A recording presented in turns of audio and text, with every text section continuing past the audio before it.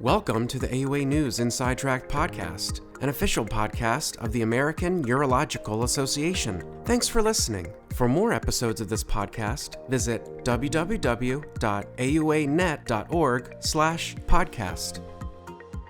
Welcome to AUANews Inside Tract.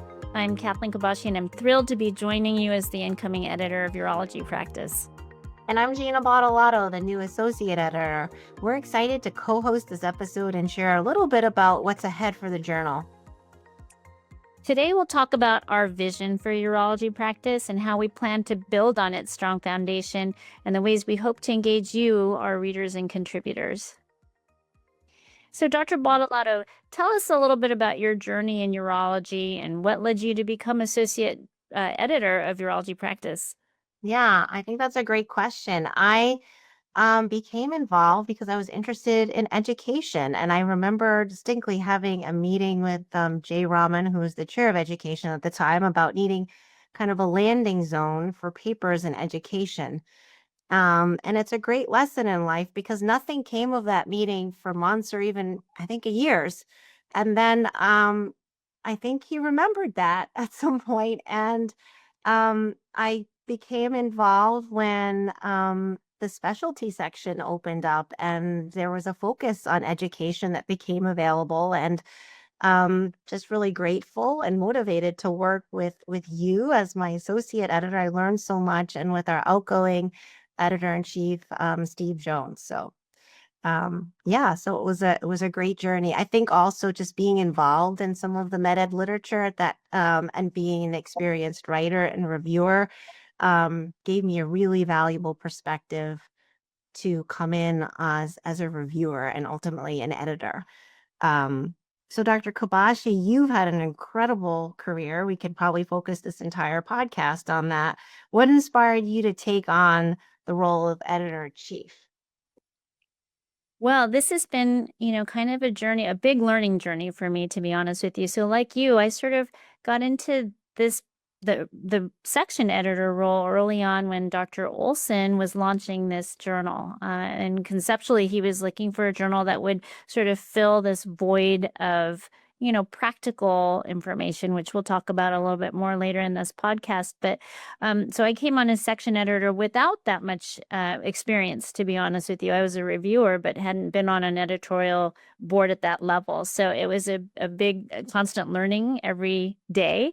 And then the opportunities sort of came up, and I think it's always good to take on a new challenge and expand your horizons and learn a little bit more. And I always say, if you're not uncomfortable, you're not learning. So that's kind of how I found myself in this position. But it's also been super inspiring to watch what Dr. Olson did, and then he handed it off to Dr. Jones, who took it across the finish line as far as indexing, and to sort of be involved from the inception of the journal and watch how it grew, and learn every day from great leaders like them and our co-section editors and the editorial board. So it's just been a fun learning opportunity for me, and a way to sort of contribute and stay up on the literature and seeing what kind of work everybody's been doing.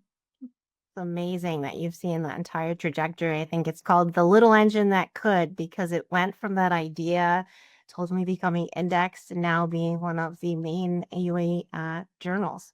So as the new editor, what is your vision for the journal over the next few years? Yeah, that's a great question. I mean, I think the vision has always been to provide a journal. This is from Dr. Olson and then Dr. Jones, but, to provide a journal that gives practical information for our readership, as opposed to JU, which is more sort of hardcore science and more creative, some basic science and traditional translational kind of research, whereas this is more, like you said, education-based, how we educate our future urologists, some healthcare policy and advocacy and practice management, and things that are really important to our broader readership. And I think that really keeping that at the forefront with some science behind it serves an important purpose. Our vision really, first and foremost, is to capitalize on this sort of unique position in the urology literature, but it's always important, first and foremost, to maintain, ethical strong integrity of the science and the manuscripts that are included within this journal. So even though it's like softer science, maybe we need to maintain that, and we want it to be the foremost journal where readers can seek practical information that's been studied. Yeah, well, how do you see your role as the associate editor supporting this vision? Yeah, I think that based on everything you had said, this is a different genre of research. And with that comes some unique challenges on how to quantify, present data that may be qualitative, that may be pilot data. And I think that one of the unique aspects of the journal is that there are different article types, ranging from original articles to something like a perspectives piece where someone can present largely pilot data, but really launch an innovative new idea that might actually catalyze something meaningful among readership in the future.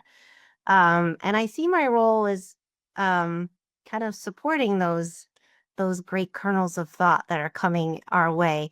I do still function as an author, and I know how important it is to get a timely decision back and how that can impact your decision making moving forward and your timetable, and how meaningful really critical reviews are in really furthering work.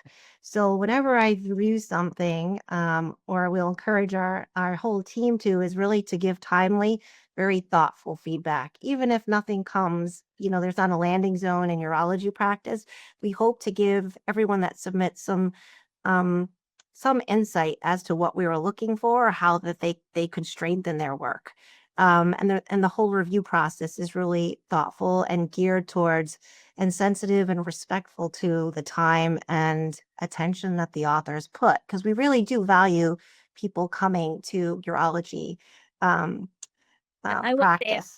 interject that, as the associate editor working with you as a section editor, I've really seen, our section editors, especially you, are super thoughtful about giving constructive feedback that can make a manuscript better, even if it isn't the right fit for this journal, or if it's not the right fit in the particular form in which it is presented to us. So, like, to your point, I think the perspectives piece is a very interesting article type, because it's when an author has a great idea, or authors have great ideas that are not quite as rigorously studied yet, so it's not really ready for prime time as far as a full-length article is concerned. Mhm.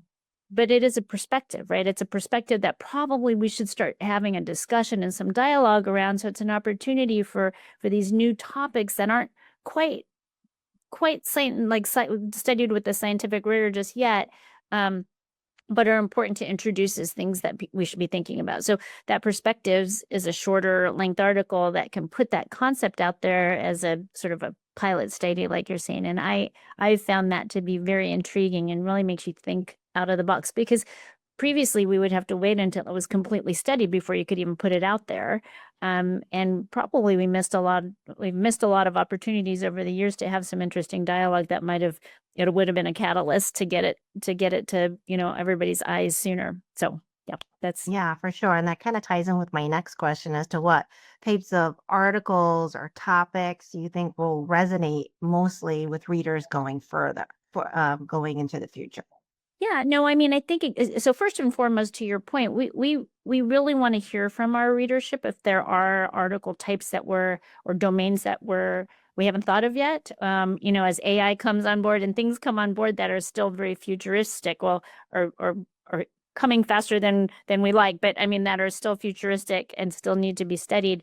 We want to hear from the readership if we're missing anything, right? You and I, we want to hear if there are concepts or things that we might develop further. So this example about perspectives, for instance, I think is a very interesting type of article. Wait, sorry, hang on for 1 second. If I repeat myself, you guys can edit it out, right? Because I don't remember what I said before, or if it was the previous. Absolutely. I promise.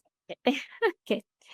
So, what type of articles are we looking for? We're really looking for articles that spark new thinking. So I think, the example of the perspectives is exactly an opportunity and an avenue through which to do that, where you've got a concept that might not be quite as rigorously studied just yet to be ready for prime time in a full-length article, but certainly an original type of concept that you want to get out there as really a perspective, just as the title of that type of article suggests. So, just getting the dialogue started on some concepts that previously, when we were waiting, when in traditional articles where we would wait until it was really rigorously studied before we would even think to submit it for consideration, now we can get the dialogue started, and as you mentioned, it's like a catalyst to getting some concepts out there for dialogue. But there are other article types. Of course, there's a full-length article.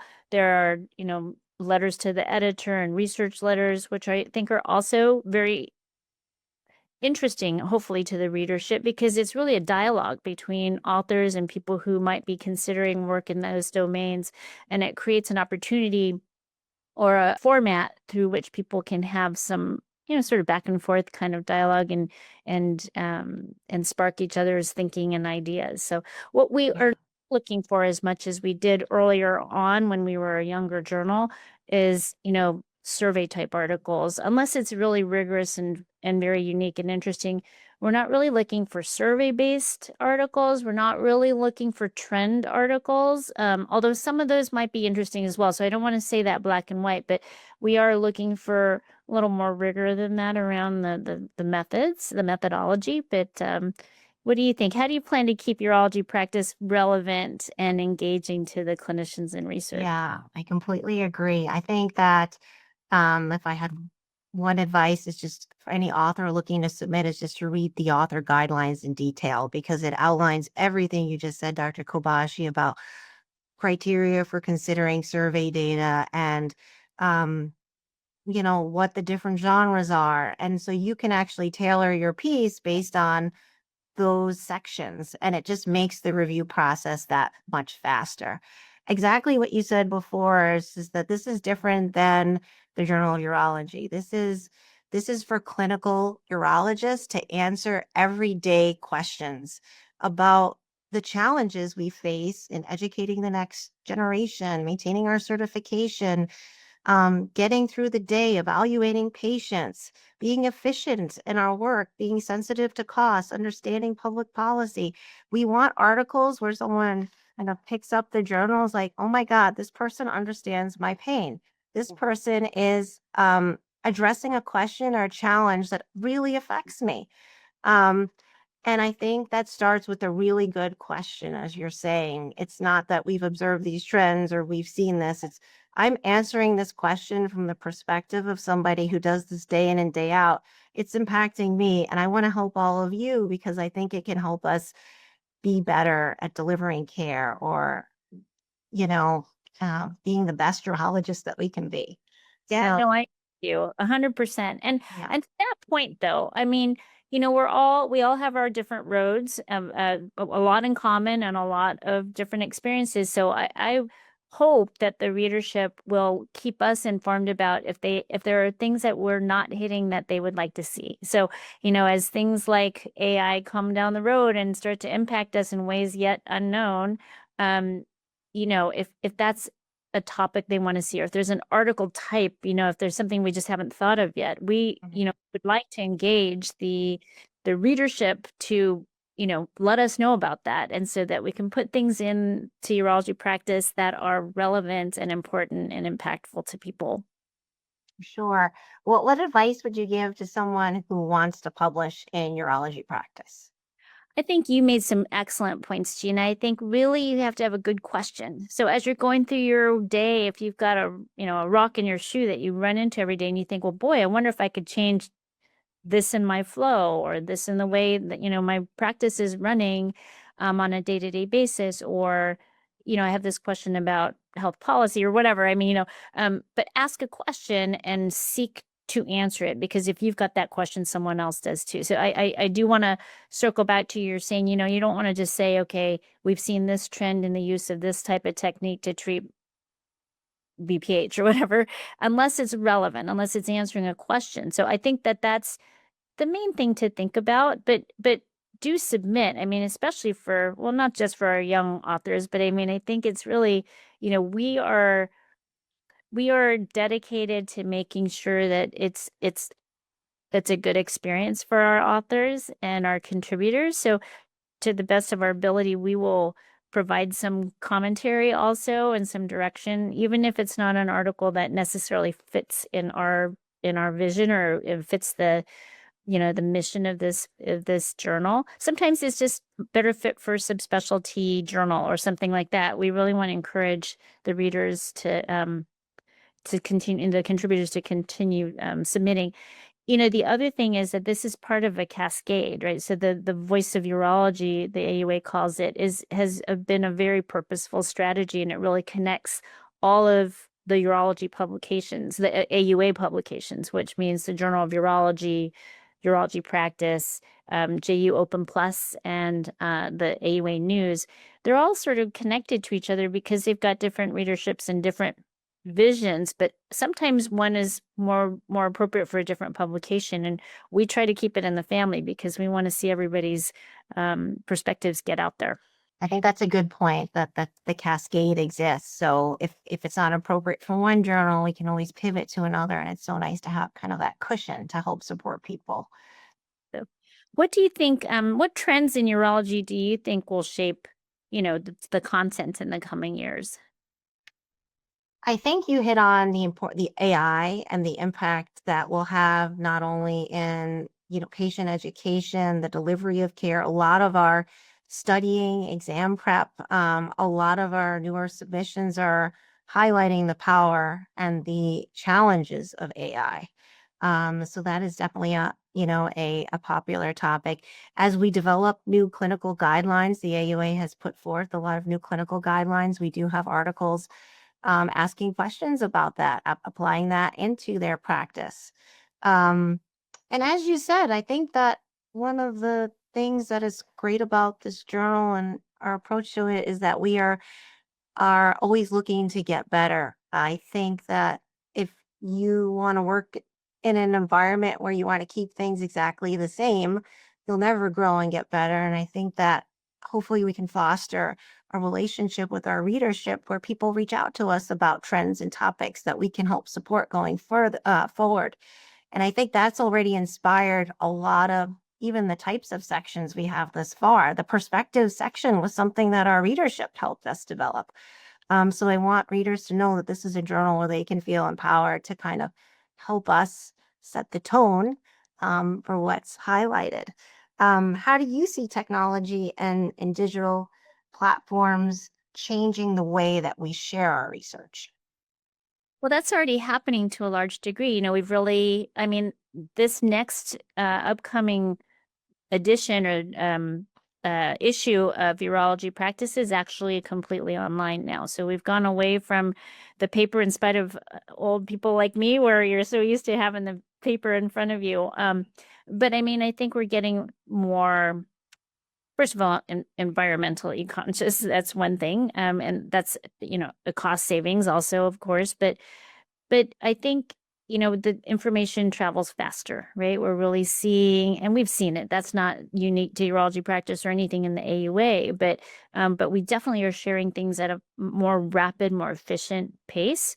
And to be able to have even a dialogue within our journal from, with commentary. And, again, that's been a very purposeful thing also, purposeful strategy, I guess, also is to invite folks to make a comment about articles. So there is already a little dialogue that's built in there. If you look at the way, the manuscript will show up, and then there's going to be a commentary by someone. And that creates just more thinking. And I think that format is nice because it's more than just it's not that the authors are just a one-sided thing, but it gives you perspective and it gives you sort of food for thought and sparks other ideas that come out of somebody's work. So, but I think it is digital. We're going to, really highlight in social media, for instance, we'll put snippets out there about a manuscript that's been of interest or that we feel might be of particular interest to the readership. And that way you even without having to go through the whole journal, you might get drawn to an issue because something that's of interest to you pops up on social media. So there's just a lot more ways to put things out in front of people nowadays. So true. And when you think about our listening audience and the new kind of era of urology practice that you're ushering in, what is one thing that you hope listeners will take away from this conversation and that vision? Yeah. So I think, again, harkening back to Dr. Olson's initial purpose for putting this concept forward, we want this to be something that a publication that really provides useful, impactful, practical information for our readership, or sparks different thoughts, different perspectives. We keep using that word, but that's exactly what it is, just to get people to think and have open conversation. I also hope, if anybody wants to get more involved with the journal, we would welcome reviewers, folks that want to get involved in the editorial board. Certainly there are avenues to do that. And then lastly, and most importantly, what you've already said is that we really want to invite the readership to let us know if there's something that we haven't thought of, or something that they'd like to see more of, or less of, for that matter. So going forward, we really want to make this the people's urology journal, with important, well-studied, and impactful practical information. Yeah. I love Where that. where can they learn more or get involved with urology practice, Gina? I think that's a great question, and I would answer it by saying you should review. Um, we basically circulate a list on a regular basis of new reviewers. Anyone that wants to get involved in the peer review process can. And it's often thought of as kind of a thankless job. And I want people that review for urology practice to know that we carefully read your reviews as editors, and we take notes on who thoroughly reviews papers, and we really value that. It helps authors tremendously, and it's a service that you can that you can offer one of your peers, one of your colleagues, to make their work better. Sometimes it will inspire your own work. Sometimes I've read something and I'm like, oh my goodness, that is an interesting question. I wonder if we think about it in another way. So it not only informs your work, it helps your colleagues, and it's part of the memory of the journal.